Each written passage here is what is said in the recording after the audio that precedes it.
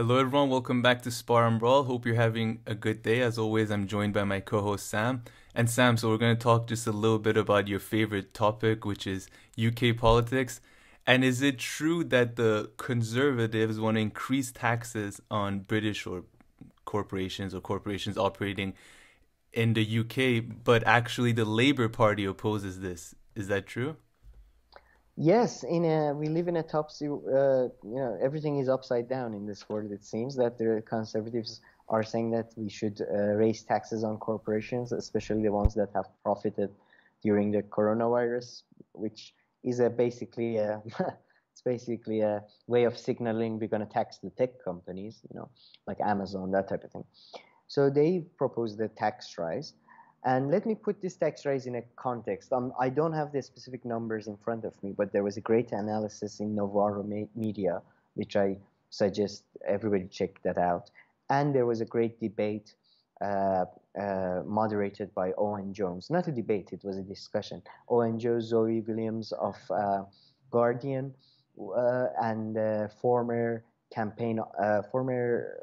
member of Jeremy Corbyn's team. I forget his name, sadly. But let's put it in the context that UK currently has one of the lowest of corporation tax among the developed countries and European countries. I think only Ireland is the only country that is behind UK, and it has lower corporation tax. And with even this proposed tax rise that Conservatives have given, they would still be one of the lower ones in terms of corporation tax. They would be above Turkey, Ireland, and another small country that I forget. But they are still one of the countries that charge the lowest Yeah, amount I of mean, tax. Ireland is known for having extremely low taxes. I mean, that's why Apple has have their headquarters there and other corporations. And according to tax summaries .pwc.com, the UK corporate tax rate was 19% starting April 2020. It's And if very I'm not mistaken, in the US, it's around 27% or even 30% if I'm not In the mistaken. US. It very much depends on the state, I think, Yeah, because there are true. states like Kansas that's sort of a tax haven Yeah, relative yeah. to other places. you know. But that, yeah, and but when Keir Starmer, the Labour leader, was asked about tax rises, he said they would not support any taxes on businesses during the pandemic, and they're going with this Keynesian argument that during the times of pressure we shouldn't uh, tax people and we should just focus on investment. But uh, Taxing people and taxing multinational corporations or taxing exactly. small businesses, they're all kind of different things. Exactly. Taxing corporations is different from a, income tax. Yeah. So I don't know if because by the way, Keir Starmer, when he was running for the Labour leadership, one of his main promises he made, number of promises, was that he's gonna raise taxes, including on corporations, among other things. So he's breaking a promise, obviously, and he seems he's again trying to appeal to the centrist, and try to win over the centrist. But both Zoe Williams and the other guest on Owen Jones's, I think the first time I may have said Owen Williams. I meant to say Owen Jones's show. I think you said They, Owen Jones. yeah, all right, good. They both pointed out that this Labour Party, perhaps due to inexperience, but also perhaps due to influence of money, is unwilling to make enemies, is unwilling to take a stance. All they stand for is that we are a more competent version of Boris Johnson.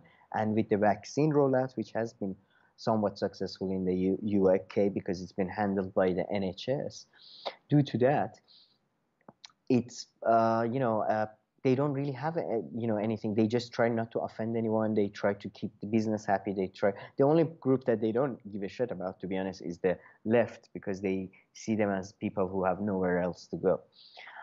So it seems that, yeah, it was a very strange turn of event.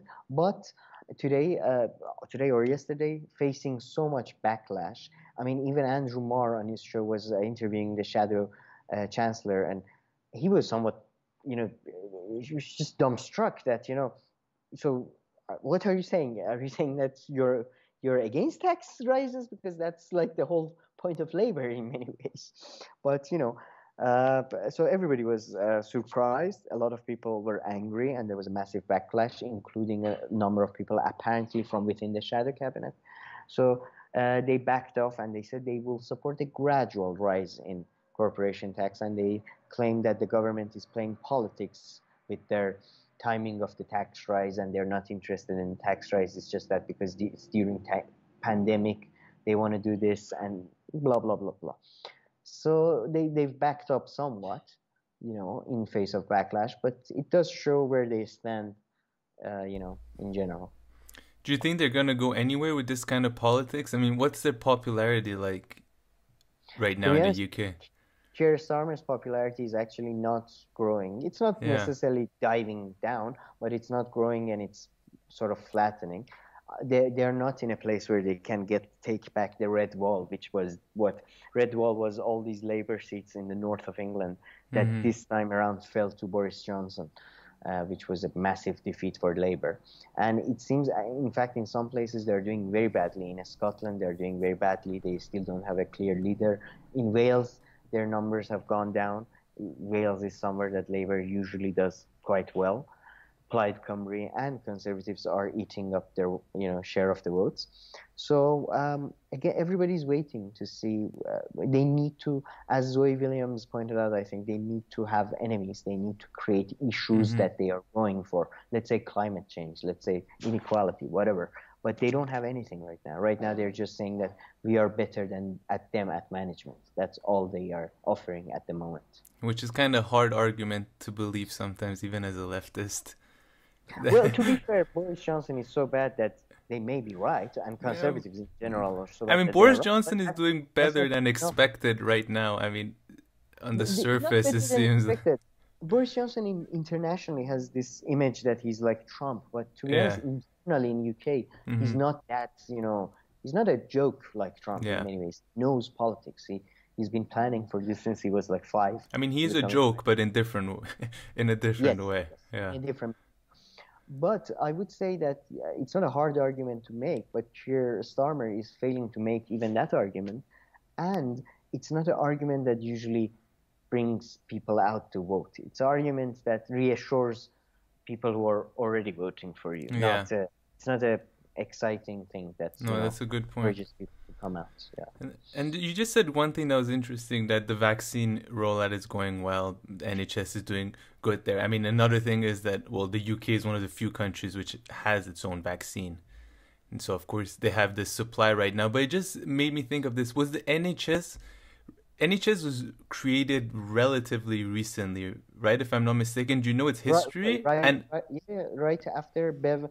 There was a famous parliamentarian, Bevan, if I'm not mispronouncing his name. He came out with certain social ills that need to be combated. And then in 1947 or 48, it was Clement Attlee's government after World War II that created a National Health Service. And so it's relatively, in terms that we talk about history, is recent, but it does have about 100-year history now.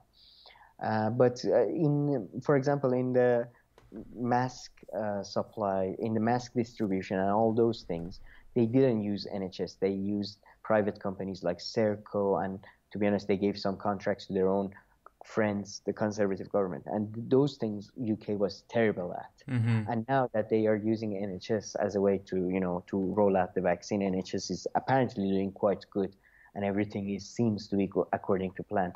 I mean, even EU admitted that they're far behind Britain in terms of vaccination, and they said we are catching up. So I mean, the EU is pretty, because they don't have their own vaccine right now, right? They're just waiting on those Pfizer and Moderna promises. Well, to be honest, the Pfizer one is a half German production. But I don't know why it's not seen or perceived or not that way in practice, or what. Yeah, I don't know quite understand the whole thing. I haven't read up on it, but yeah, in general, Boris Johnson is far more competent. You can't really just destroy him through the competency argument. He's a more capable politician than Trump in many ways. Okay, all right. Okay, that was very interesting. Anything else? But, no, thank you for always giving time to my favorite topic, which has not got us a lot of views and Uh, subscriptions. But come on, guys, if there's any British person likes our coverage, subscribe and do some stuff. I'm fighting for you. I'm fighting for these things to be included. Definitely, definitely. Okay, sounds good. All right, thank you very much for watching. Please like and subscribe, and we'll see you in our next video.